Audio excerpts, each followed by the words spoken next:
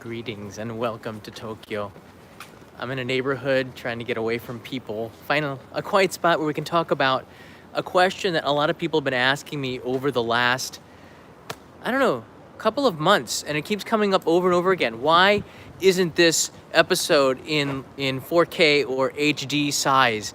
And it's has a pretty simple answer, and it has a very long answer as well. So I thought I would give you a live stream and address some of this. And this is definitely going to help out the moderators too, because they've been answering these questions for me. They shouldn't have to do that anymore.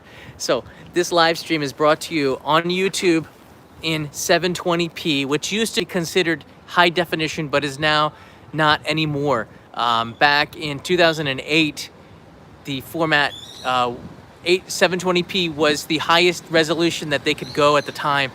I think it was 2006, 2008, and then 1080p came along. So those two were considered HD. I think it was last year YouTube considered 720p no longer to be HD size. So now it doesn't get the high definition mark in there, although it is actually was considered high definition for a very long time. I don't know what changed. The reason why this is not HD, 1080p or 4K, which is what 2160p, is because the signal just can't handle it. Or what YouTube has done, and I've asked this question to them several times. I'm always trying to find the best possible signal and the best possible quality. I always scout out beforehand, looking at the signal. Where can I checking if the signal is strong enough before I start a live stream. On a train, it's hard to do because you don't know where you're going to be going through dead spots and whatnot. But I always do that and see if the signal is strong enough to do a live stream. If not, I do a Strovie, which is recorded and uploaded later. But the signal strength for 4G LTE is strong enough to do 1080p. The reason why YouTube does not do that is because if you start a live stream at 1080p and the signal strength along that mobile live stream, again, this is mobile live streaming, not in a studio on Wi-Fi. This is mobile, meaning I'm out there walking around with a gimbal using an iPhone as my way of transmitting data, broadcasting to you. If a 1080p live stream were to lose the signal, it looks remarkably worse than if it was a 720p. 720p is a compromise used in order to make sure that you get the best quality for whether the signal is strong or weakens a little bit. And it works pretty good. I want everybody to know, when I started this live streaming channel in 2017, we didn't even have 720p live streams. We had 480p live streams and sometimes 360p live streams. So the technology continues to get better and better. We have 5G, which is just rolling out, and it's not really true 5G. The iPhone and the YouTube app still does not quite have that capability to do 1080p. I think that the YouTube programmers are thinking about the general user. They considered me, when I met with them, a heavy user. And I don't know, I'm just a normal mobile live stream broadcaster. But this whole channel is mobile live stream broadcasting. So the reason why is because this is a mobile live stream broadcast. I cannot bring you anything more than 720p at this time off of a mobile phone. It's just not possible. There you go. There's some tips here to make this easier. Hey, Florencia's here. I see a lot of people are here. This is cool. We have a ridiculously warm but slightly windy day. That's why I'm here between the buildings to try to keep the wind noise down. I'm going to talk to you a little bit about some of the equipment I use and some tips that might help you, and not just understand why these live streams are 720p and maybe the signal is sometimes good and not good, but help out other people who are thinking about becoming live streamers. So this might be useful. So I have here an old iPhone. This is the iPhone 7 Plus that I was using for the first live streams back in 2017. It's a good phone. One of the things that I always do when I start a live stream is that I swipe up and I make sure that the Bluetooth and the Wi-Fi is off. The reason why is I don't want anything to be sucked out of the signal, not even 1 megabit per second. So I want to turn up everything that might possibly suck off signal strength, right? And then I go into settings, and then I turned it off. I turned the Wi-Fi off here, right? But I want to turn the Wi-Fi off here, because then it won't automatically connect. This is I think I forgot to do this just a couple days ago, but if you don't do this, it'll start to auto connect onto other Wi-Fi networks, killing the 4G LTE and then killing the signal. I did this 2 days ago at Akita Station. I forgot to turn that off. I turned the Bluetooth off so it doesn't drain the battery. So you might as well turn that off so you can get more power out of it. And again, if the battery drains, the iPhone might start to transmit weaker signals to the towers. So you want to keep the battery as strong as possible. Next thing that I do that I don't think a lot of people do that here is they go into your cellular, right? And then it has here, I don't think I have any cellular service right here, but inside of your cellular, I turn off every single app from using any of the cellular data, all of it, except for YouTube. So the only app that can have cellular service is the YouTube app. So I put all the power into there. Next thing I do is I turn off anything that could destroy a live stream, like a phone call. That's right. If you're trying to call me in live streaming, you're probably not going to be able to call me because I've turned off the cellular data to the telephone too. I put all of the focus into the mobile live streaming into this, and I think you get a better signal. And if things were to get weaker, it wouldn't be as bad because I've done everything that I can to focus all the energy onto this live stream. What if an emergency happens? I don't think I'm live streaming for more. The longest live stream I've done was like 2 hours. I think, what are you going to do if there's an emergency? What did people do in the 19th century when there was an emergency, or the early 20th century when mobile phones weren't around? Where there was a moment where we didn't have this technology. Look, I'm not going to make everybody happy either. I've already realized this. I kind of have learned to live with people who are upset because of the littlest things that there possibly are, and I throw up my hands. I don't even throw up my hands anymore, I'll be honest with you. I kind of just ignore it. Nothing I can do, it's out of my hands. So when you have to deal with, I wouldn't call them trolls, just people who just like to complain. I mean, the complaint, there's nothing I can do about it, and the live stream is over. So I kind of just swipe past it, or I might give a witty remark or some kind of comeback, just because I can. I don't think too much about it, but I'm okay with criticism because that's something that helps to make the live streams better. Sometimes there's an ounce of truth in it. Oftentimes there's no truth to it, but that's just the way it is. But each of the live streams, I really do use a signal checker, and I'll go walk around the route and I plan it in advance to find out where the signal is going to be strong. And if there are possible weaknesses, if I go here, I can in advance tell you that the signal might cut out. I've done that many times in the live streams because I've gone around checking where the signal is strong and where it's not strong. This is part of my responsibility as a mobile live streamer. And mobile live streaming it's still such a new thing. I think that the technology has moved so quickly. We should consider the fact that 10 years ago, to do the same thing, it required a truck with a satellite dish on the top of it, sending a signal into space, then down to a TV broadcasting network that sent the signal to all the TVs.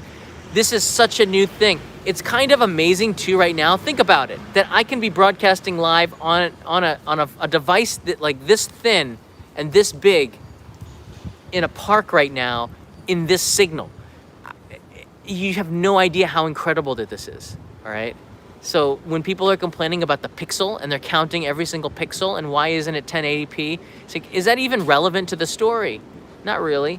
And everybody has you have a choice. You don't have to watch if you think that the quality is so bad, but you won't be watching any mobile live streamers because this is the quality that they have, unless they have some serious getup with a battery pack and a signal booster on their back and some third-party app that is able to bypass YouTube 720p. This is on the mobile app.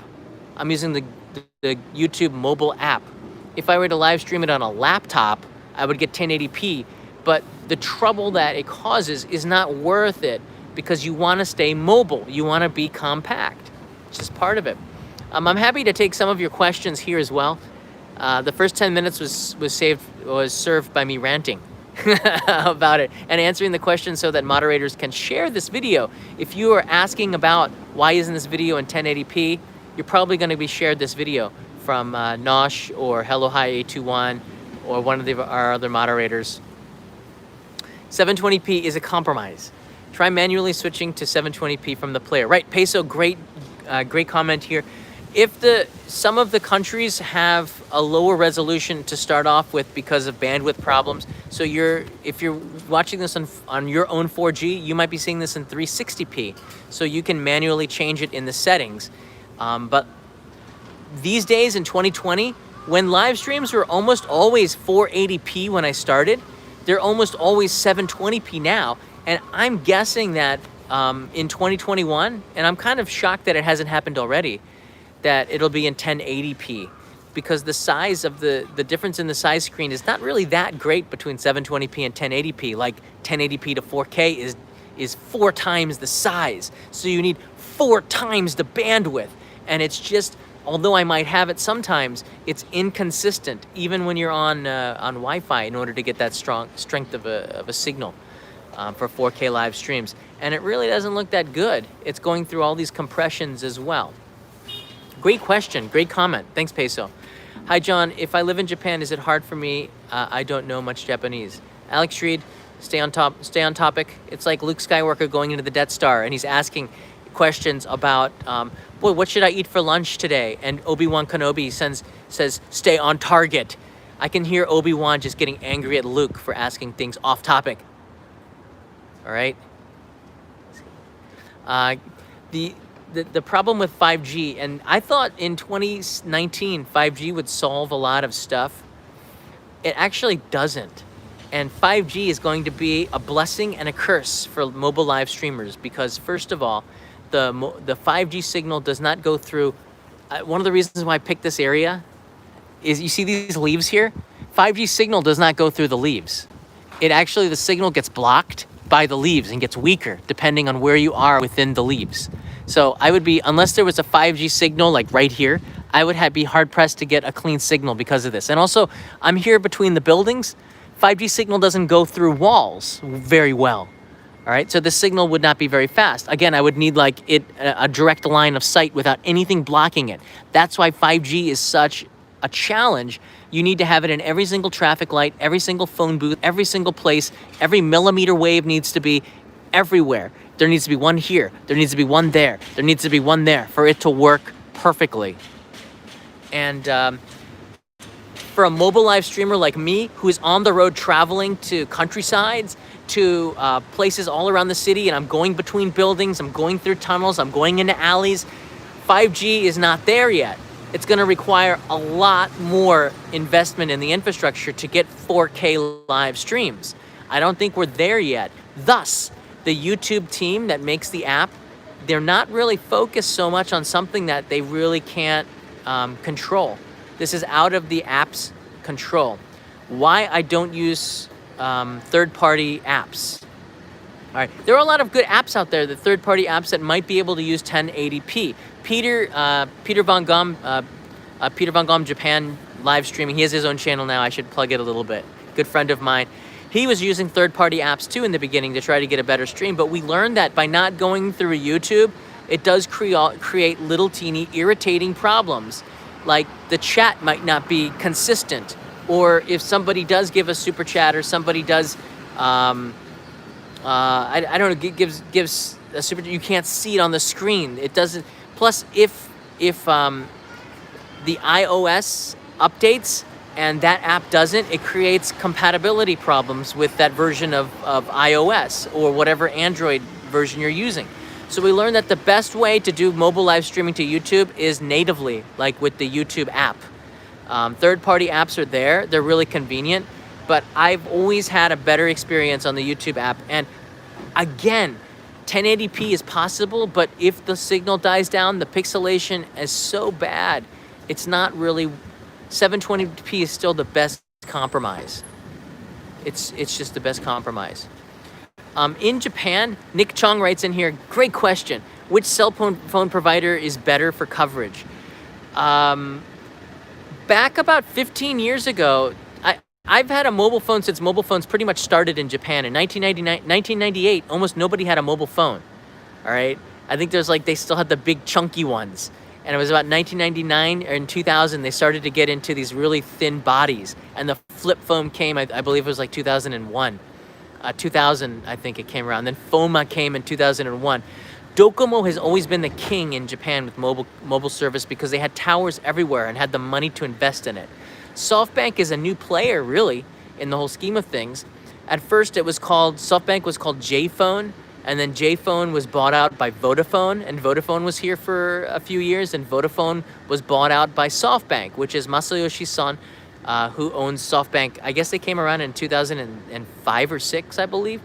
So they're still kind of a new player. So for the very longest time, Docomo was just the king because they had all the investment in there, and its biggest rival, AU and SoftBank, were still like budding. Now all three of them have caught up pretty good, and there's towers just about everywhere. So there's no one service that's any better than the other one. I use Docomo, and the reason why is because I used SoftBank in the beginning, and I found that in the countryside where they didn't invest anything yet, there wasn't good cell service for 4G LTE at all. And this was 4 years ago when I started this live streaming channel. So over the course of the 4 years, though, that SoftBank has caught up, so much so that there are places that I've learned where AU and SoftBank are better than Docomo. But on the whole, Docomo is better for having cell service. It's just more reliable, and they still have the most people and the most infrastructure. It's the same with like Verizon and Sprint and T-Mobile, right? Verizon's probably still going to have the biggest and the strongest, except in some places where those regional ones will be stronger. AT&T, for example. Docomo is still the king, but I don't know for how long. 5G is a big game changer, and I think it's going to be a massive investment for all the mobile phone companies where they're going to have to share some of it. They just can't put those 5G millimeter wave transmitters in every single place. It's going to have to require maybe a collaborative effort between everybody in order to get this for the customer, which is what I am, and I'm a great customer. My data bandwidth plan is, I believe it's 50 gigabytes. It is Docomo's like Cadillac plan, and it pays for itself. One of the reasons I asked some of the big YouTubers, I said, why don't you have a mobile live stream channel? Some of them said that they're not comfortable with doing live streams. They need to cut themselves cut their videos because they have multiple takes. I do too. I make mistakes all the time. You can't do that when you're live. So they don't have mobile live streaming channels. But the other thing that people said was it was too expensive.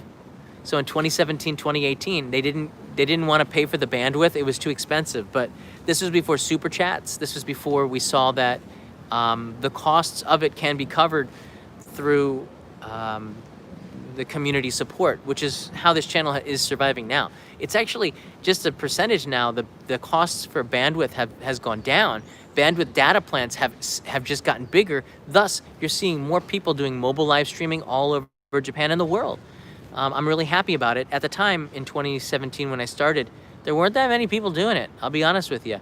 It was pretty much me and my friend Joseph was doing it, but he was more niche, and a couple other people. But I don't know. I just saw this as kind of the future because I could get to you right away and communicate an idea instantly, and I could see the value in that in 2017. So I got onto it pretty early. Mobile live streaming, different than studio live streaming. What's the difference? Mobile live streaming, it uses the 4G LTE signals. So right now I think there's a 4G LTE dish right there. So actually that's a 5G dish, I think. Isn't that up there? There's something up there. Hold on. There's some kind of transmitter. So we got transmitters all over the place. Tokyo's got 5G transmitters all over the place too, but it's not, the technology isn't quite there yet on the receiving side. We're getting there. The battery life dies really quickly, and it's not exactly the most efficient way between the hardware and the signal and the apps right now. They're not really coordinated perfectly yet. But I use the 4G signal. So I forget what I was talking about. Oh, the problems with doing it. Pocket Wi-Fi. Oh, that's a great question here. Sophie Tran, awesome question. Is pocket Wi-Fi worth getting when traveling in Japan? Number one, pocket Wi-Fi takes 4G signal. Pocket Wi-Fi takes L4G LTE signal and turns it into a Wi-Fi. Therefore, pocket Wi-Fi is never going to be stronger, except in certain cases where the pocket Wi-Fi has a stronger receiver than the 4G telephone. Again, I'm between the buildings to try to knock down the wind, but I'm sure I'm not going to get all of them, all of the wind. So when you think about a pocket Wi-Fi for mobile live streaming, I want you to remember that Wi-Fi is coming from 4G LTE and turning into a Wi-Fi. So therefore, it's not going to be as strong as doing it directly to your phone 9 times out of 10. So that's why when people say, oh, you have bad signal, you can use my pocket Wi-Fi. And I said to these people, do you understand where the pocket Wi-Fi is coming from? But I said 9 times out of 10 because sometimes if they're using SoftBank and I'm using Docomo, they might have a signal to the pocket Wi-Fi, or the pocket Wi-Fi might have a stronger connection to the 4G and be able to transmit it. It's not perfect, but it's still coming from 4G.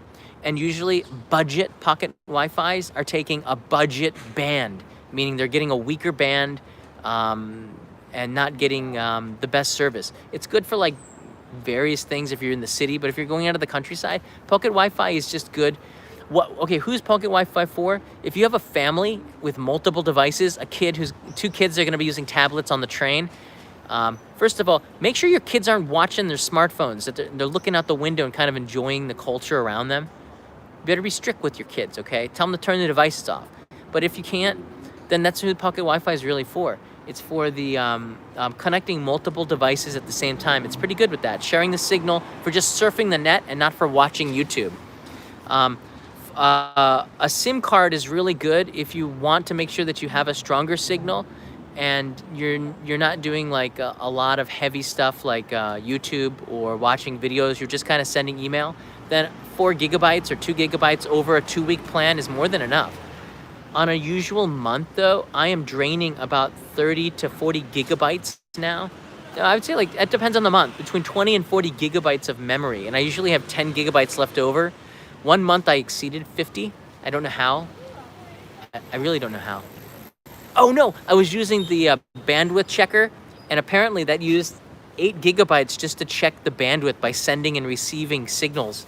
So I used a lot of memory that way, bandwidth that way. But on most months it's between 30, it's about 30 to 40 gigabytes I'm using of bandwidth. So with that in mind, the pocket Wi-Fi can be an economical thing, but it depends on the usage of it. These things like Ninja Pocket Wi-Fi and things like this, you have to check on what networks that they're connecting onto. And personally, I would go directly to the carrier. I'm not sponsored by any of these people, of course. I would go directly to the carriers and pay more if I want a really good signal. Again, I'm trying to give you as professional grade a product as I possibly could. I want to have the best signal that I can possibly have. As a streamer, I don't skimp, all right? I'm trying to save 1,000 yen. I will pay happily a few thousand yen more to make sure that the signal is stronger and I have it for longer, all right? It's all about serving my viewers.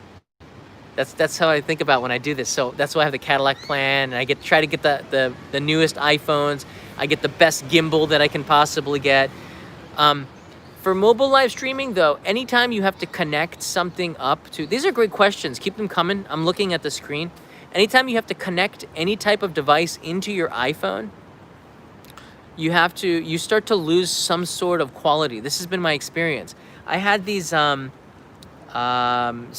Samonic pocket like microphones that go on to Mir Kanai, but there was no way to monitor the output of the audio without doing 10 other steps. So it just created 5 to 10 more steps in order to go live, and the value in it was marginal, I thought. As long as that there was no wind, I really didn't need it. As long as I was able to swing the camera around, because in the YouTube app only utilizes that front microphone. As long as I was able to do this and make sure that the speaker was speaking into this microphone, we actually had really good, we have really good audio quality. You can hear me just fine. But it's when we have a wind, or we have somebody who's going to be going a distance, or I want to walk away from the camera, that it becomes a problem and I need third-party microphones and stuff. but I've always found that it causes connection problems, and unless it's a Bluetooth connected directly with the phone, anytime I had to connect anything into it, created possible risks of me losing an audio signal or degrading the quality of the live stream. So it's a trade-off, and it's a cost. You have to buy these things. And I find that I don't use that Saramonic connector for the wireless mic very often, because the mic on this iPhone is actually better than the mic on that cheaper Saramonic unit. So you get better audio. So a lot of people say put a mic on them, and you're hearing some wind noise now. This feels like fall. Doesn't it? Feels and sounds like fall. It's a trade-off. Again, everything I'm trying to do is balance. It says, how easy is it for me to go live, and how many steps does it create for me already on top of the steps that are required in order for me to get a live stream to you as quickly as possible. Something I'm always thinking about. Why don't the live streams start on time? This is something that I get a lot from. In fact, I think one live streamer said in his live streams, my live streams start on time. And that's perfectly cool. That's good for you. Sometimes I'm actually waiting for the train to go by for the opening of the show, and the train went by and I missed it by 2 seconds, so I got to wait for 5 minutes. Sometimes on location, there could be a problem. Construction had started. They were on lunch, and then they just started up in a place that I was going, and I have to find a new place to start.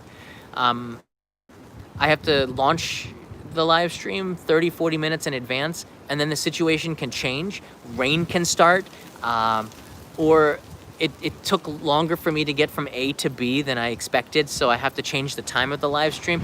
When you're on location, things are never perfect. There's wind, there's people around you, there's connection problems. Unless you're in your apartment, which is very easy to schedule a live stream, you're out here at the elements, and things change very quickly, and I cannot control them. And that's the beauty of the live streaming platform in general. Anything can happen. Like this lady could just fall off her bicycle, and that'd be pretty funny.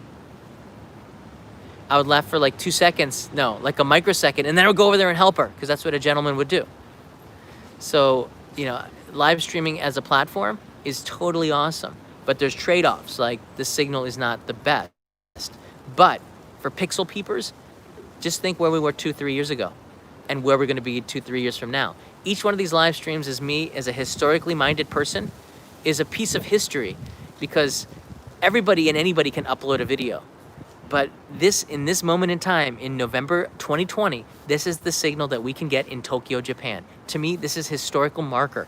And each episode is kind of a historical episode in the history of broadcasting, because just a few years ago, this was not even possible. How fast we've gone. How fast we've come. Hey, Bob Joe's here. 720p is good enough for me. Always makes my day when you're streaming. Thank you, Bob Joe. And I'm so happy to be able to have this platform. Imagine if I didn't, right? Actually, imagine. I don't want to imagine. I really love this channel. I love this channel as much as I love the other channel. They're just different. And that's the next thing I want to hit on. Hey, Irvan, your Cadillac plan provides us with great live streams. Keep up. And Irvin, you have just provided some needed revenue for that Cadillac plan, which I think I might be upgrading to the 5G plan as I get a new phone to upgrade the way that we do these live streams. Well, I got a lot of stuff that I want to talk about, more than just the title here. So the tips I've given for other mobile live streamers are huge. A lot of people have asked me about the lenses. Now, the YouTube app has to work with the iOS version at the time.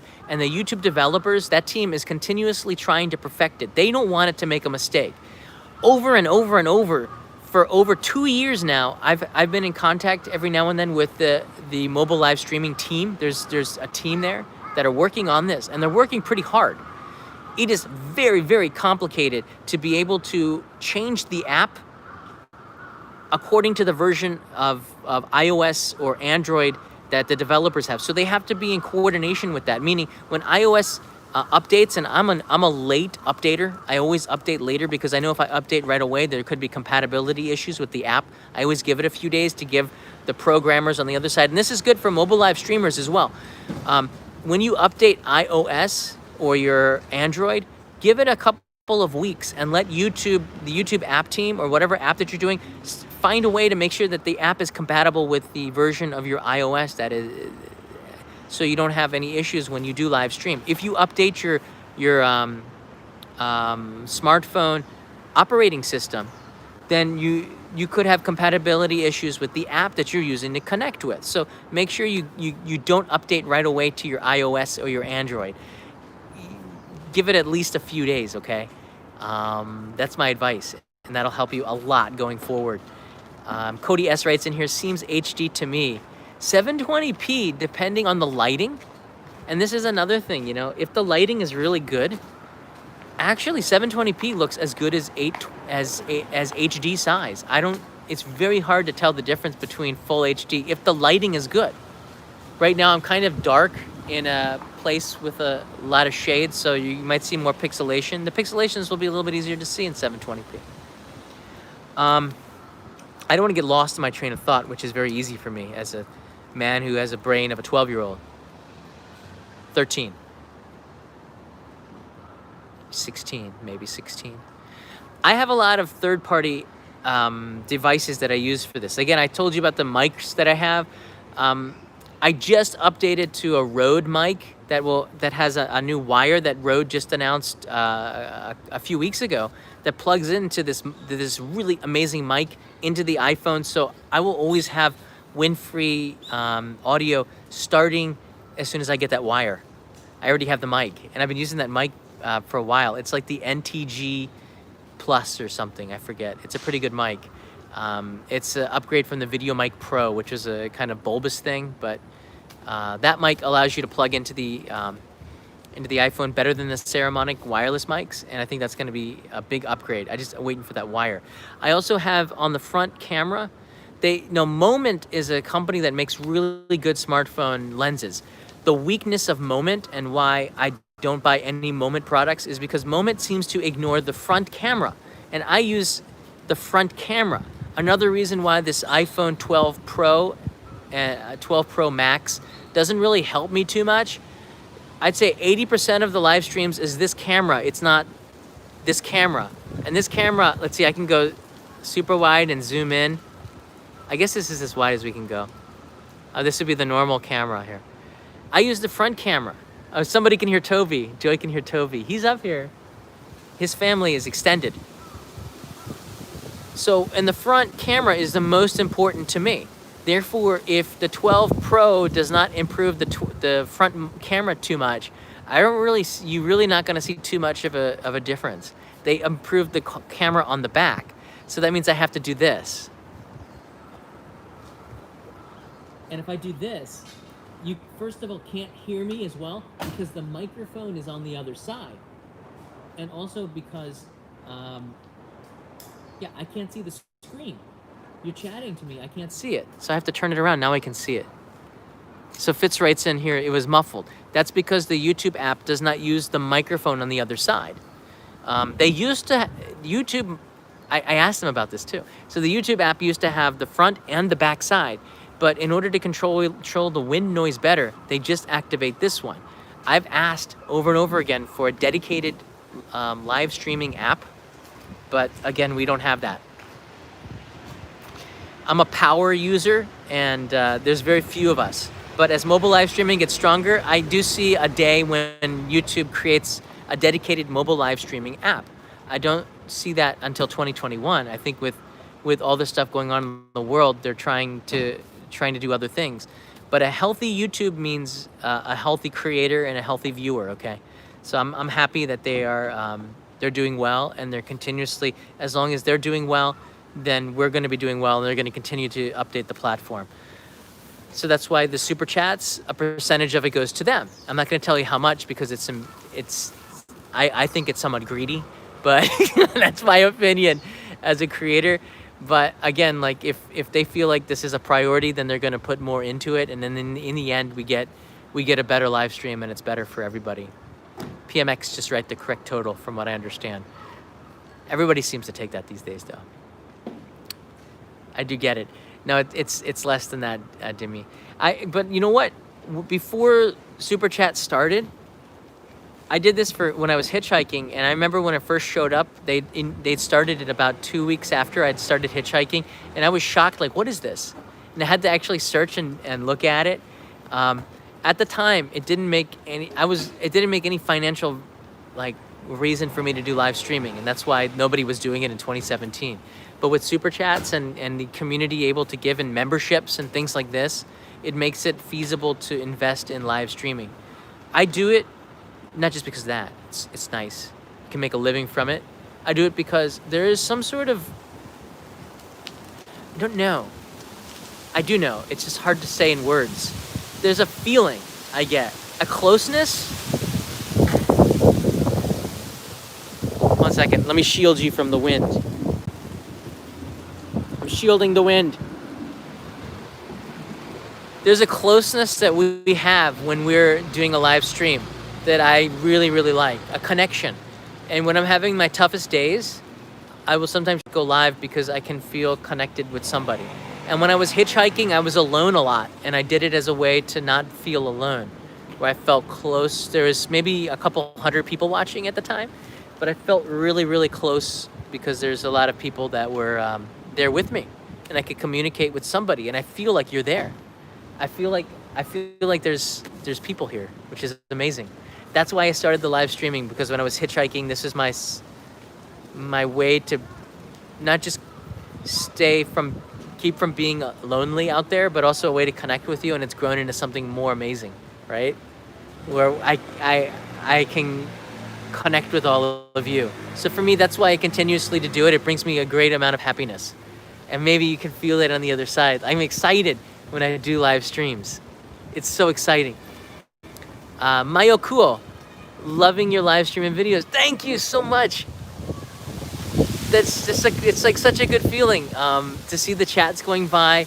Like I never expected like people would feel the same way. I never expected that people would connect with me through the live streams and feel the same way in return. And that's like the best feeling in the world. And especially now when we can't travel to Japan, I see so many ways to use live streams by bringing you with me on these trips. It just has evolved into something greater than I ever expected in 2017. And I think there's going to be more ways where I can use live streams and connect with more people in a different way as the technology evolves, right? Azato71 is here from Australia. It's awesome. And Brendan Walker, thanks for dropping knowledge. Has the latest gimbal been behaving itself, by the way? Brendan, it's behaving itself so good, Brendan, that it has no name. We have not named it yet. Chelsea is retired, and we did bring Chelsea out of retirement a couple of times, but she was not reliable. She really needs her rest and is cranky. But the DJI Osmo Mobile 4 is doing an amazing job. I'll talk about the equipment in a second. LT love it for an afternoon coffee. You know what? I'm going to right now get a drink for all of us as we're talking about this. There's virtually nobody around, so we can kind of sneak around a little bit. Weather's pretty warm. Oh wait. Oh, okay. I got my wallet. I was gonna say if I don't have a wallet, I can't get a drink. I think I can get a coffee. Let's do this. This is what we can do. Another reason I like the live streams, you'll never get this angle of me getting my wallet out. You'll never get this angle unless it was a live stream. And to be able to show you the ceiling and more, like right now, the signal just died. See? It's not predictable.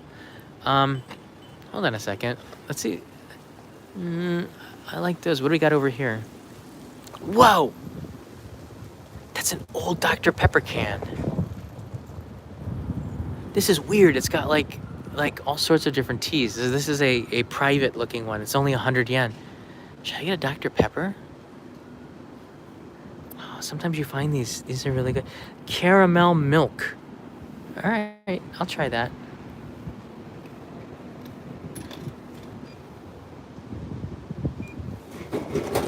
How bad can it be? Or should I just say, how good can it be?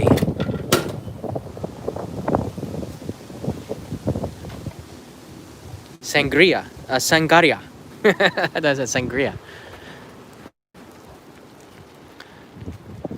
I love this area of Tokyo.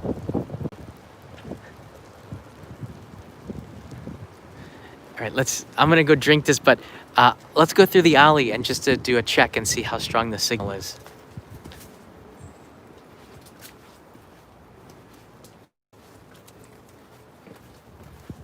"5G can't do this."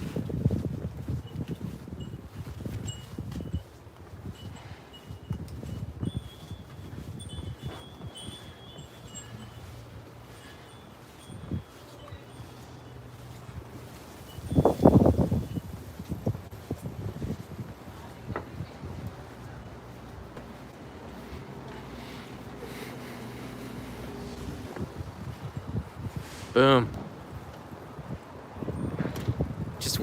We just went between that alley. 5G signals would not be able to make it. This is so hot. I love getting hot cans of coffee and then putting in my pocket in the winter. It's so hot. So this is caramel milk. Let's give this a try. Thanks so much for the super chat, guys. That's really nice of you. The Lonely Canadians, have a beer on me. Even with 30%, you can get one now. That's true. I can get a pretty good one.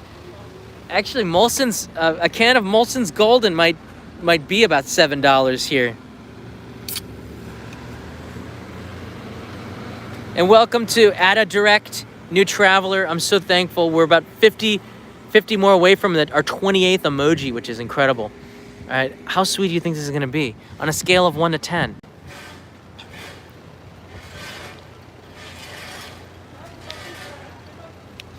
Whoa!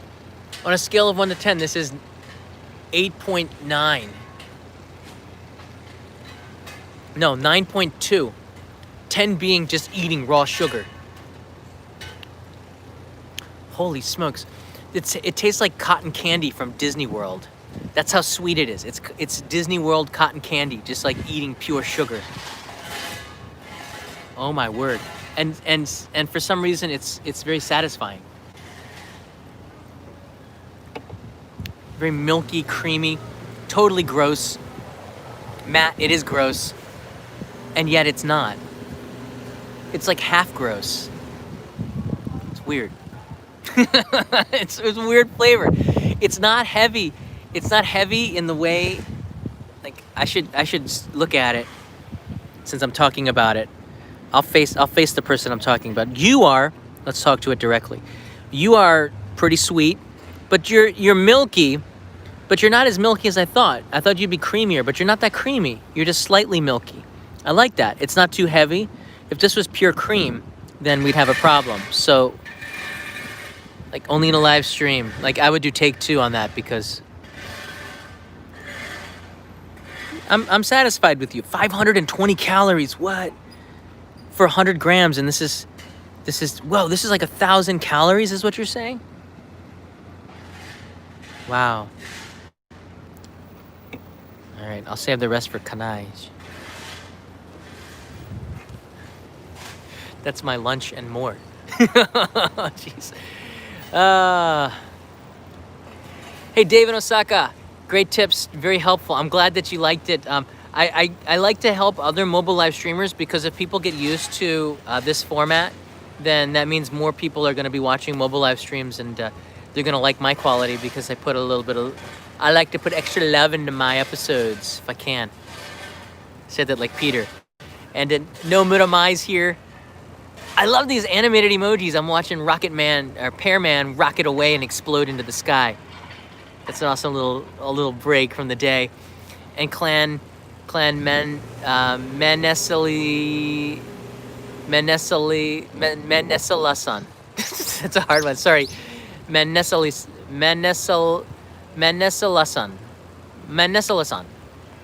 Do you have any tips on how to get over being self-conscious while streaming in public?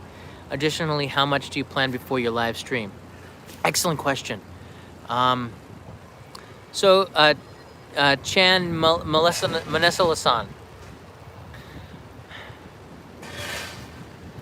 When I'm live streaming, I'm focused on the things around me, but my goal, let's move over there. I'm focused on you. I'm focused on my audience. I'm not focused on what anybody else thinks about me, except I think about it a little bit, but I'm not focused on it. I'm focused on how that affects how that affects the live stream.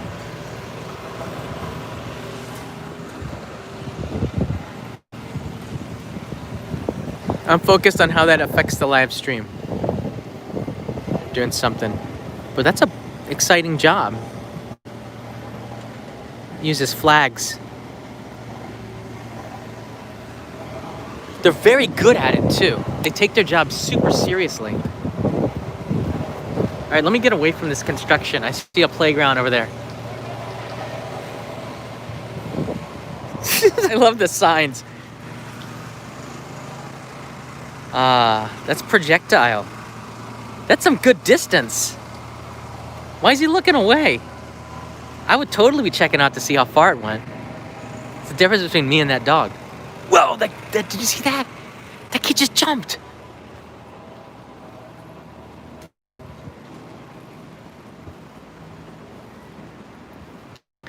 That kid just jumped.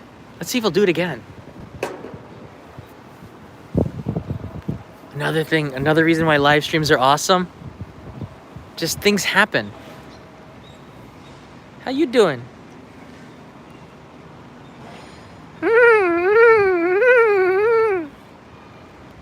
Mating call.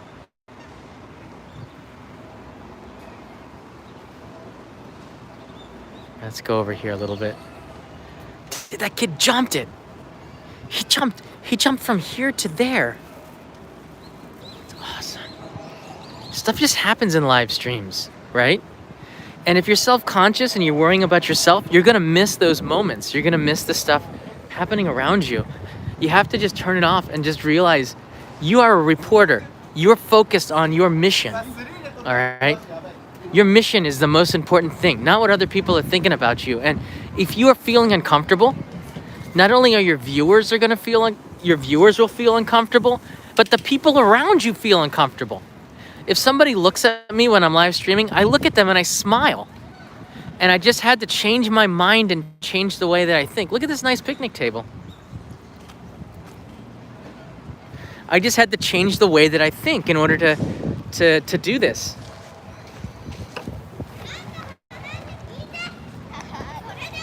But you have to know people.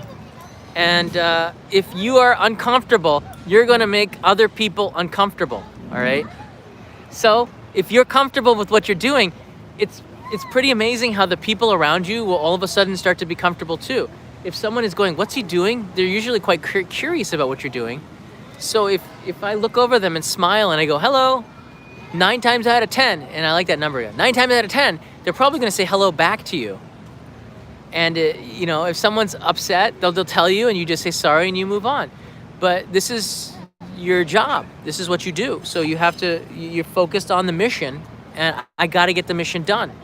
That's how I go ahead with this live stream, because these topics, because for me, bringing to you a story is everything. That's what I do. I'm focused on bringing you something, some kind of theme or topic, and that's my goal. And I'm not satisfied until I can go ahead and do that, and no one will stop me. Nobody. Except the law. Gotta find ways around that. It's good. It's a really good question. It's a really good question.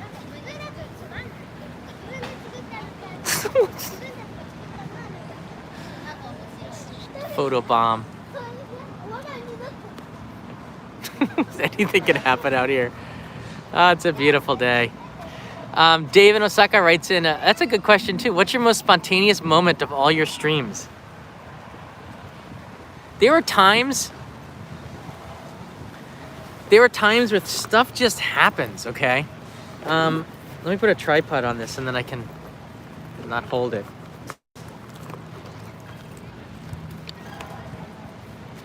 I remember the first, what the heck is going on moment was when Kevin and I were doing a live stream at Shinseikai. I still talk about this. Hold on a second. I still talk about this. Hey, I got no food. No food for you. Do you see? Turned around. They know me. No food for you.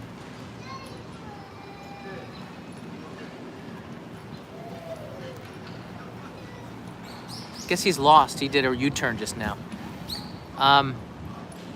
Yeah, Kevin and I were just doing a live stream in an alley in Osaka, and this dude, he whipped it out and started pee-peeing against the wall. I said, what? And we were just cracking up, and we couldn't have believed that, like, that's just happening. And in my mind, I'm like, what do I do? Do I turn away?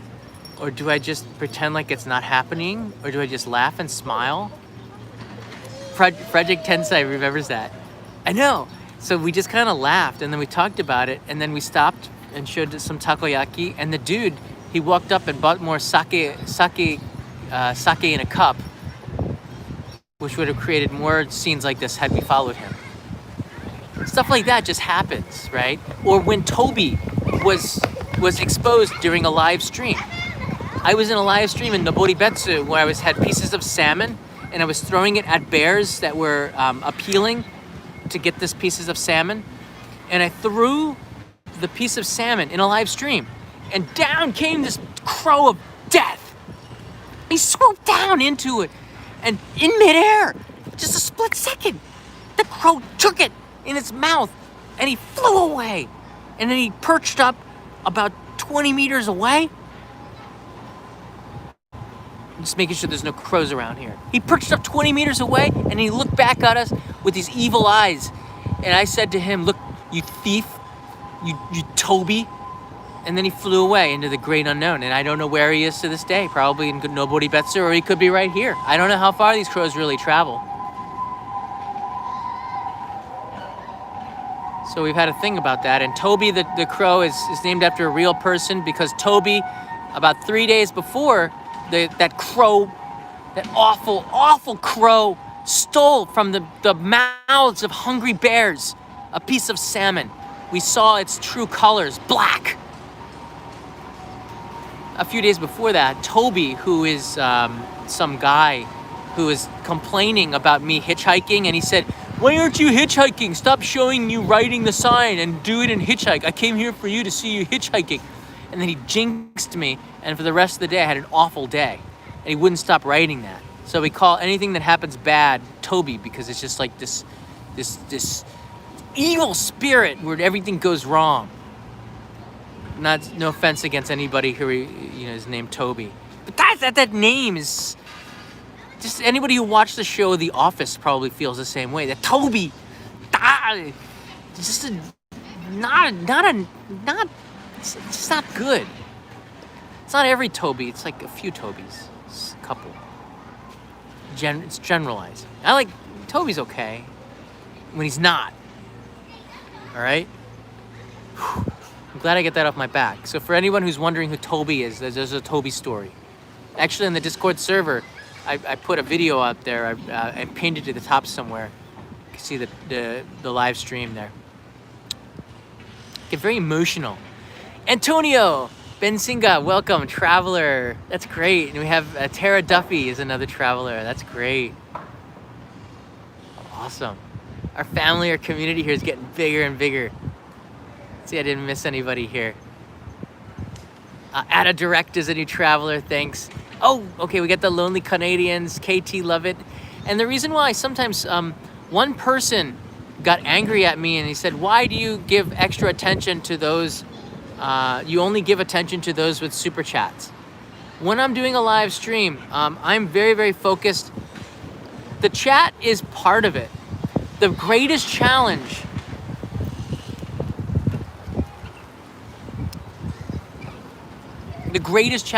to me when I started doing live streaming was, how do you make a live stream valuable after the live stream is done? Because I noticed that we actually on this channel have a live stream that has over 1 million people who watched it. And the likes on that video is very high. People loved to watch that video after the live stream was done. So my goal with this channel was to find a balance between not making it a Q&A where I'm reacting to the people chatting, but also be able to focus on my environment around me and bring you a story. Because every single live stream, every single episode that I ever do has to have some sort of story behind it. And if I can do that, that's how I gauge my success. So looking at the screen and at people's chats the whole time, first of all, is impossible. But that's also going to make sure that I focus on the chat and not on the topic. And inside here, we have a chat with moderators. And in fact, a lot of you are friends with each other. And it's because we have two things going on. One, I'm bringing you something and sometimes communicating like I'm here because I feel you being there. I see the chats going by. The other thing that's very important to me is to make sure that I stay on target and show you something in a playback for those that do not watch this live, and give them some sort of a show that's entertaining. And that's why there's 240,000 subscribers and not just 5,000. Not everybody, and we only have 800 people watching right now, so the majority of people who watch this in the play are going to be people who watch it in the playback. So the challenge is to try to make a live stream entertaining for people watching it in a playback. That means getting the best signal, making sure that the signal doesn't go Minecraft on us and get all pixelated. We want to find a way where it's really clear and it's valuable for everybody. That's my goal. And if you want to have a successful channel, you have to be able to make a living off of it, enough where you can continuously travel and grow it. And that's what I've been trying to do. And having a focus on the playback as well after the live stream has been an essential part of I think, why some of these live streams are fun to watch after. If you think that the live streams are fun afterwards, then I think I've been really, really successful with it. I think that I'm not focused on, I don't think YouTube Sebastian is a monopoly. I think that Twitch is doing an incredible job. Sometimes not the best, but they're doing a good job of getting people on mobile live streaming. Mobile live streaming is a new platform, and YouTube does not own that. And this is something another platform can come and swoop in and take over mobile live streaming.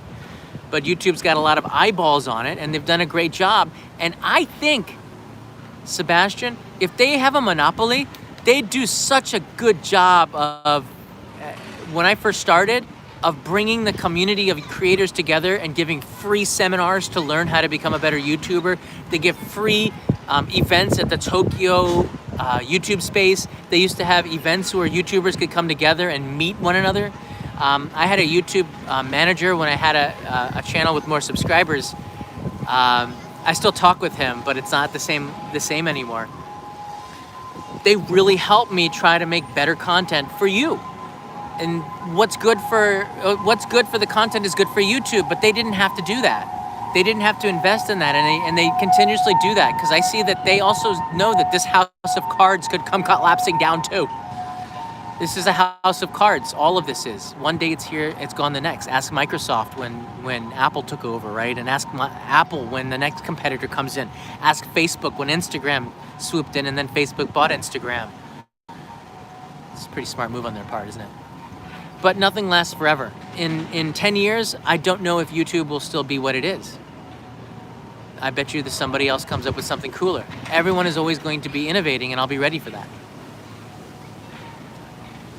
I'll be looking at the next wave. What else do we got here?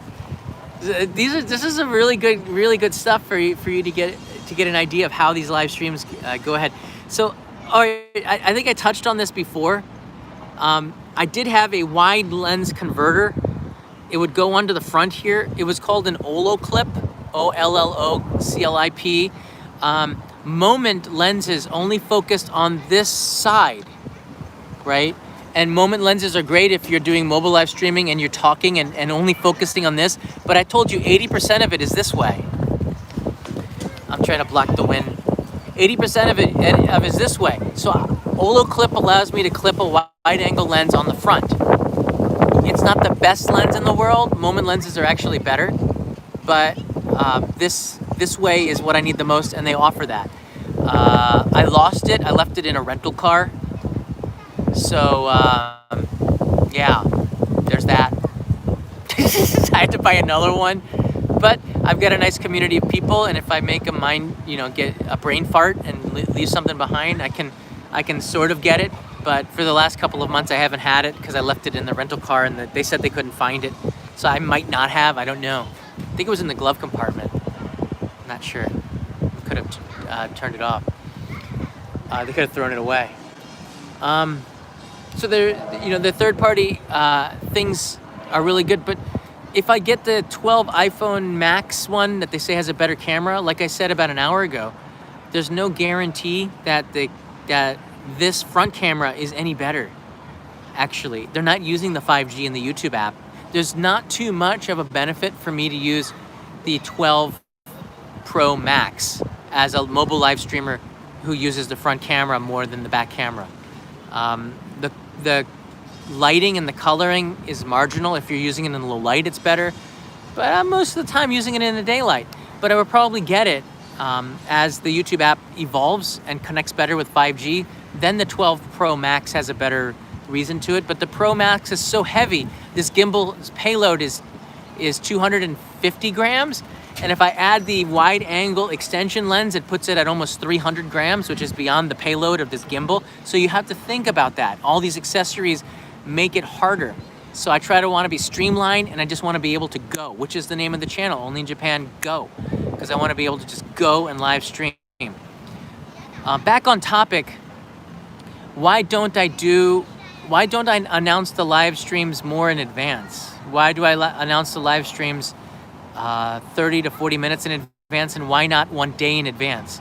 I found that people don't like to wait, and you can announce it a day in advance, but I found that unless it's a big announcement,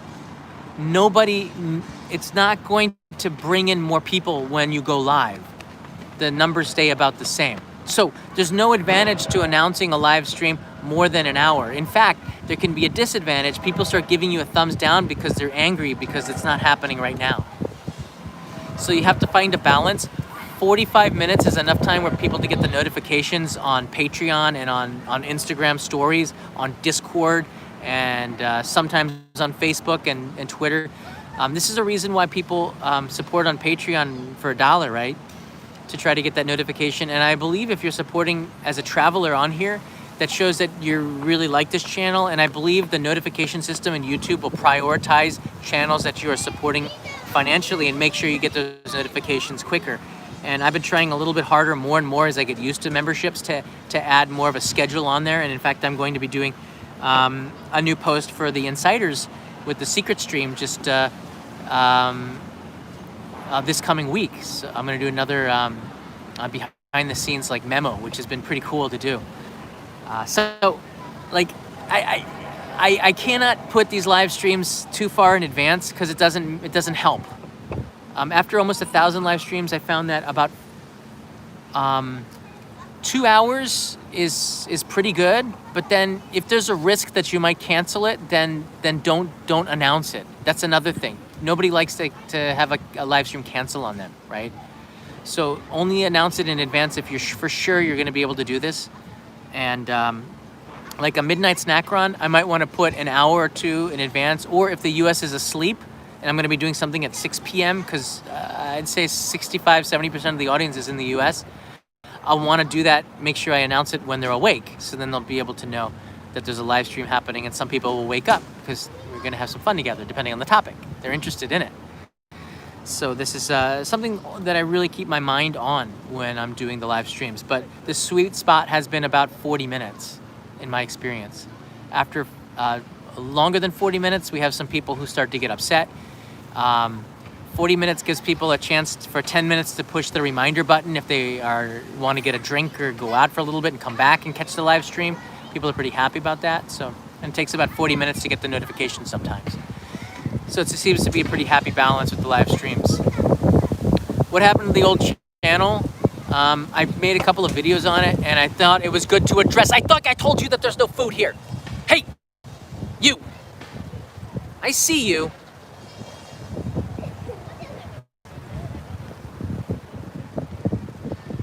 I know that look, you know what? I think that the pigeon's working for the crows, and they do tell what they see. Everything's like this, so they probably don't see too well. But I think that they give the notes to the crows, who then have some sort of secretary who writes it down, because if there's a history, it's going to be written by the crows and stored in some tree that'll probably be chopped down by humans, and we'll gang up on it and make another Hitchcock movie remake.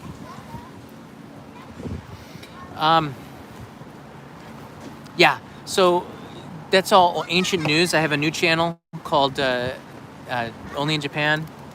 That's actually the name of it. But I put my brand on it. John Daub is my name. So then you know that it's not the other people. I own the trademark for Only in Japan. I came up with the name in 2011 after the Great Tohoku earthquake. For me, it has a personal, deep connection. The name Only in Japan is very deeply connected with me because it's where I started. And one day I will tell you the story in more details. But right now, you know, whatever they're doing, this other party, whatever they're doing, let them do whatever they do. I don't have to help them or hurt them. I don't have to mention them. They'll do whatever they want to do, and they'll either fall flat on their face or not. I don't know. But focus on what I can control. The most important thing for all of us, and why I'm pretty happy all the time, focus on what you can control and not what you can't, okay? I can't control that anymore. It's out of my control, so I don't even think about it. I don't care. It's a good feeling. It's actually a very good feeling. I'm focused on the stories that I can tell you, and they're pretty darn good. I got a new one coming real soon too. Alex Reed's here. Insider Alex, awesome. I'm so excited.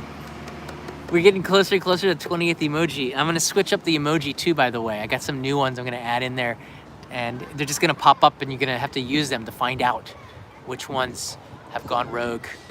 I do like the crow with the Darth Vader mask. It's pretty cool. Fitz! Oh, Fitz! I'm so happy that you announced that.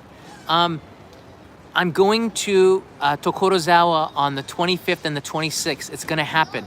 And to make matters better, I have some food thrown in there. To make matters better. Has anyone ever used that before? I'm gonna be focusing on the on Tokorozawa in Saitama, okay? So I'll be there on the 25th and the 26th. It's gonna be pretty cool. I'm not gonna tell you what time because I don't want people to find me and start shaking my hand and stuff, and you know, just keep your distance. But I'll be in Saitama. That's super deep Saitama. And why Tokorozawa? I like that area because actually Miyazaki, the founder of Miyazaki, of the Ghibli movies, he lives there. He lives in Saitama. So that's kind of a cool little tidbit in Tokorozawa. But there's a neat vibe happening in Tokorozawa that I can share with you. So 25th and 26th, expect like 3 streams, deep Saitama, okay? So we got you covered. Thanks for asking about that. I definitely want to forget about that. I don't know. A lot of the leaves are gone.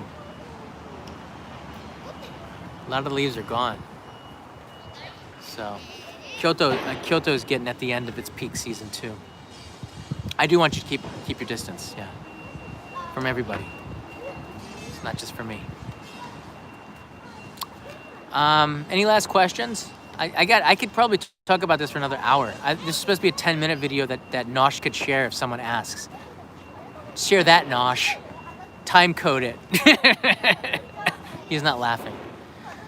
He's not laughing. He's much stricter than I am. Antonio, ever thought of a merch store? Actually, Patreon is as close as I have right now. I actually send packages to people. I send packages to people and postcards, but I don't consider them to be merch. I consider that to be thank you for the support. So it's completely different. I'm not selling you. You're supporting me and I'm giving you something in return. That's sort of the feeling I get. So I put a little bit more love into it. That's why the postcards are a little bit more special. But I love the postcard club. We have, it's growing every month. It's amazing. And I put on special stamps. I try my best to find a stamp that encapsulates the feeling that I have on the front of the postcard. Sometimes buying the stamps 3 months in advance because I know that they sell out sometimes. And I want the postcards to be an experience for you. You know, when you receive it, I want you to have multiple levels of interest, not just little photos on the back and information when I write for you, but the picture on the front and then the stamp and then even the postmark. I try to take it to Ginza post office or Tokyo's main post office or the Australian postcards I send from Morioka and Iwate that are going out, delayed postcards to Australia. I send it so it would have a Tohoku stamp on a Tohoku onsen video. So little details I'm always trying to think and put into the postcards. um, but I will have a merch store, but it has to be really good stuff. And I've been talking about this for a long time. With airmail was knocked out of commission, and with the pandemic, I couldn't get an office, which is what I was thinking about getting to store the merch. And then now we're actually in a really bad situation in Tokyo right now, where we're worse off now than we were at any time during the whole year. So it's not a good time to be walking around and outside of the U.S., outside of Japan, walking around right now. So it's a little bit irresponsible of me to be in a crowded area, which is why I'm in a small neighborhood in a park away from people. So I can't get an office, and it's harder for me to set up the merch store as a result, because airmail was knocked out for a long time. But airmail's back for the U.S. and Australia, but still knocked out for about 20% of the countries. So I wanted to have a merch store for the holiday season, but this year has been ruined by so many things. So I kind of focus on what I can control. And the Kickstarter was the priority for me. I have to be honest with you. This was really important to me to do, the fireworks project, because I wanted to do something, starting the new channel, that invigorated and our community, that made us all come together. This is more important than the merch store. What we were able to do with the fireworks festival, even though it wasn't like on the scale of a YouTuber with 1 million subscribers, we brought together a community of people who did something really, really good for an entire world. I don't know how many people are actually going to watch it in the end, but it was something that was just made from our community, and it showed me the power of what we have here, and showed not just me, it showed Japan what we have here. And that's the most valuable thing that any creator can have. If you don't have a good community that will support you, then you don't really have much of a channel. You don't really, like, why are you doing this, right? Control what you can control. There's like kids right there. So if you don't have a really good community, then what are you doing this for? Okay? If I don't have you guys, why am I doing this? You have to put your priorities on what you do. If I have a merch store, that's really important because it's something that you're asking for. But for me at this time, it was more important for me to bring our community together. And then in 2021, you're not going anywhere, maybe, hopefully. Hopefully. So 2021, I can do that merch store and be more comfortable and do it properly. One thing that I learned by having a Kickstarter project that seriously impacted my health was that do things and plan it out properly and do it the best that you can do it, and make sure that when you have something that you want to grow, have a good foundation for it. And with this year, I don't have the foundation for it. I just can't set it up. So I learned that from my own failings, and that's important as people to learn from that. Tara's gonna wait for the Toby shirt. I so gotta do that. I don't even know what the copyrights if we can use that Darth Vader head, but that is such an awesome head to put on it. I think it was Hello Hi 821. Are you the one who made that? It's genius. The crow with the Darth Vader head. We'll have to come up with some evil head for the Toby t-shirts will rule the world. I think people who also have the name Toby, who look to the dark side, will also get this shirt. It'll have to be limited edition. And of course, it'll have to be, hey! Crows were up there. It'll have to be limited edition, of course, obviously. Because we don't want the crows to know that that we've got a community growing, a counter community growing, until we have the numbers. Their numbers are much larger than ours. We have to come back. Toby Ukiyo. Yeah, nobody but Tony too. Tony, who actually I believe has hold on a second. Tony also has a Toby mask, which was the most outrageous thing that I've seen this year. It actually really freaked me out. I know he must be asleep over there in Minnesota. That freaked me the heck out. But yeah, some people really understand the Toby. And if you're going to be a live streamer, you have to have certain things that the community know about and love about, like things that happen. Toby is one of them, right? Like when I say it, and you're part of the community, you know what that means. There's a couple of other things, that that it means something when it happens. When Peter's on here, you kind of know, what that means. We have to riff on one another. And there'll be 10% of the people who'll comment and don't understand that that's what we do. We make fun of each other for fun, because it's interesting, because we're guys. That's what we do. We don't just compliment each other and say how great, your voice is and let me bow down to you because you're on A&A commercial safety video. You're telling me to brace for impact every time I get on an A&A plane. I'm not going to tell him that and inflate his ego. Instead, we're trying to knock each other down a peg because we know how, we're pretty strong men. It's because that's what men do. I don't know. We love Peter. It doesn't matter. We'll always be friends. So it's like where that line is. Finding that line. I don't know. But within this live stream community, that's what the great thing is. We have certain things with the pigeons, with me talking to animals. You know me more than I know myself sometimes. I'm sure that there's some people who know me, that I do have an elephant sound. I do have a dog. I do a pretty darn good dog. The dogs are confused. My dog is so good. I'm not kidding. I've been perfecting this dog since elementary school when we had a dog named Charlie who was a Pickapoo, which is a Pekingese poodle. And I perfected his bark, like down to the smallest details, where his intonation for when the postman came and when a deer was outside the window or something like this, I got that intonation. I confuse dogs.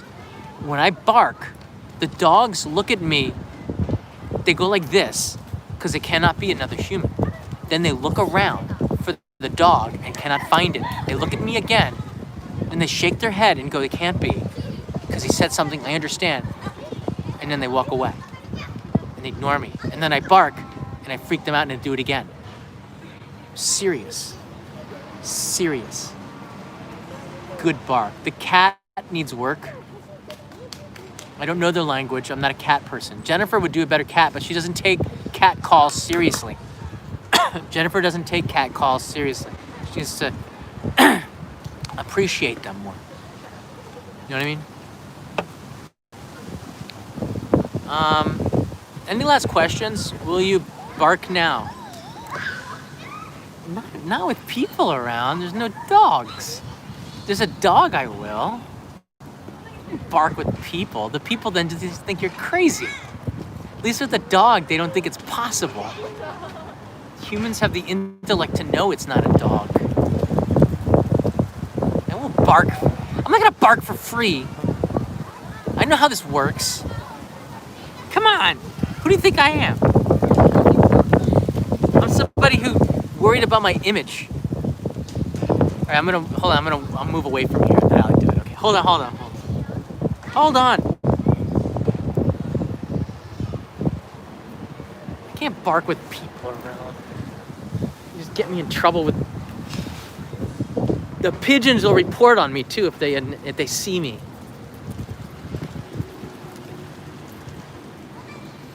All right. So what you're about to hear, you cannot repeat to anybody. You cannot share this video with anybody. This now will become a private video. That's the downside to this. The upside, well, you know what the upside is. The downside, this will become a private video, and no longer will the internet be able to share this because it's just something we have to keep between ourselves. It's hard to do because, it's like if I'm not in Japan, it's hard to speak Japanese unless there's another person who's Japanese around, right? It's not just easy to go around unless the dog is here with me.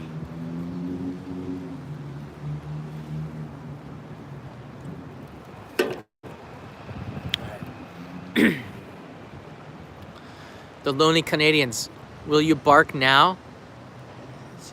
Is that what it's worth to you? Really? Raymond Centeno, done. All right, it's a combined effort. Take note that I do feel awkward about this.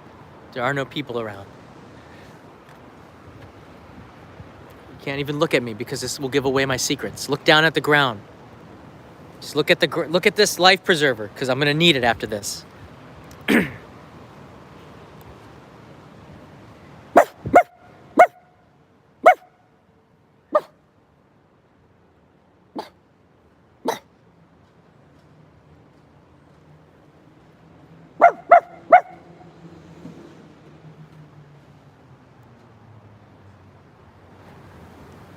See what I mean? Very good. It's convincing. It's a peekapoo. Mature age, about, I don't know, 6, dog years 42. Personality, mostly positive. It confuses the heck out of all dogs. And dogs talk to one another. They know. You've seen the movies where the dogs can actually talk. You know, the Pixar ones, they're talking to each other. They know, we know that they can communicate with one another. So when they bark, they know. It's a language. The hard part now for you, on the other side that are watching this, it's a peekapoo, not a poodle. The hard part for those of you who are watching this, it's like, what did I say? I'm not gonna tell you that. It's up to you. Figure it out. Mind-blowing? Yes. Life-changing? Probably. You might look at me differently. I'm okay with that. It's part of the awesomeness of live streaming. Send the cops after me. Damn you, pigeons! Told the crows, somebody dial the number. In Japan, it's 110, by the way. 91119 in Japan. Everything is opposite. Cats everywhere are terrified now. A human knows how to destroy them. Not only am I working and perfecting my meow, I will one day get that bark down to where even the cats are pretty smart. They look at me and they kind of just like, they're startled for like 1 second and then go, he's not gonna chase me. And they walk away and then I chase them. You wanna freak the cat around? You bark and then you chase, all right? No, all bark, no bite. They have to realize, cats, that there could be a bite. Now, if I actually did bite the cat, that would be something. They're pretty good getting away though, between fences and over buildings and stuff. I can do different dogs, but that's the only one I'm doing for you today. There you go. I do appreciate the questions. If you do have anything that you want to add, if you do have something that you want to comment on down below this video in the playback, leave me a comment and let me know. I thought that was Kanai. I guess you would know where I was. Let me know in the comments below and I will answer your questions about mobile live streaming. I'm actually tomorrow going to be doing a seminar for 10 people who followed through on the JNTO seminars. And I read their surveys and they're very, very interested in not becoming influencers, but just getting better at this. And hopefully I can help them tomorrow in the seminar. There's going to be like 20 people watching me from JNTO and other companies interested in how I do a seminar. So I have an audience and that makes me somewhat nervous, but I'm used to it. Do I get nervous with 5,000 people watching? Sometimes. But I don't see them as a group of people. I see them as a friend. That's always been my kind of, I don't know. That's how I can talk to a phone and be comfortable with it. Like I feel literally like I'm talking to somebody. But it helps when there's a duck there. Hey! Hey you!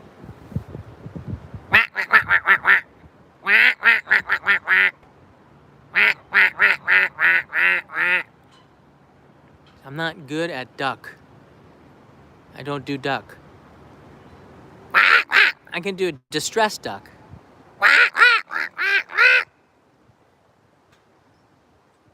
right, the key, do a male duck. What are you insinuating that was a female duck? Look, all right, the key to doing animal sounds is that you have to believe what you're saying is true. You have to believe what you're saying is true. It doesn't matter what it is. If you don't believe it, why should they? Do you understand what I'm saying? If you don't believe it, they're not going to believe it. So you have to deep down somewhere, convince yourself that what you're saying is dog language. And eventually you start to understand you start to see it from a different point of view, and then you can understand how to do it. I don't quite yet believe that I'm a duck. Therefore, I cannot speak duck. So in order for me to get to the same level as the ducks, I need to get down to it. But I think that some ducks, depending on the breed, that was a black duck. I haven't seen those ducks before.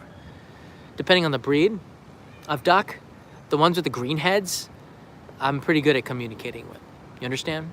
I understand green heads because I also wear a hat and they kind of like have a colored head. So sort of the same. You gotta get down to the level. Hamsters, I can talk hamster. I can talk various other things because you have to go down to their level, and they should think that you are a hamster too. That's a good sign. Yeah. All right, folks, we've gone way past why is this a 720p live stream, but if you've been watching this whole time, obviously you do not care what the quality of the video is. You just like the story. And what I tell everybody is it's not the camera or the microphone or the equipment that makes you a good YouTuber or communicator. It's the story that makes you good at what you do. If you can tell a good story, you'll always have a job. That's my kind of my message for everybody else. And if my new channel has a good story, then I will have X amount of subscribers, and eventually I will grow a channel. If my stories are all about me and don't hit on things that people are interested in, I won't. If I put my heart and soul into my content, it'll grow. If I don't, it won't. That's the story of life. That's how you connect with people. That's how you grow anything. If you're a business owner, you put your heart and soul into it. When it's hard, you fight. You don't care because you love what you do and you have a passion for it. You don't listen. You listen to other people, but you just go. You fight and go straight, and you just keep at it and get better and better. And that's the whole secret to it all. So that's why I wasn't really scared about starting over, because I knew I had a community and I had you guys there. It's important. Yeah, there's a storm coming, and I'm part of it. I had to add it in there. All right, I'll see you tomorrow in another live stream. How did this get to Nosh? If you're still awake, kudos to all of our moderators. Love every single one of them, and even the ones that aren't here. And I'll see you again tomorrow in a live stream in Tokyo. And next week, some more travel. I'm pretty excited about it. Later, alligator. Let's look for ducks and koi. Just always on the lookout for unusual animals that might be floating by. Steph Krim, magical, mind-blowing moment from Japan. Steph, that deserves a thank you. Thank you for that. Or as we say,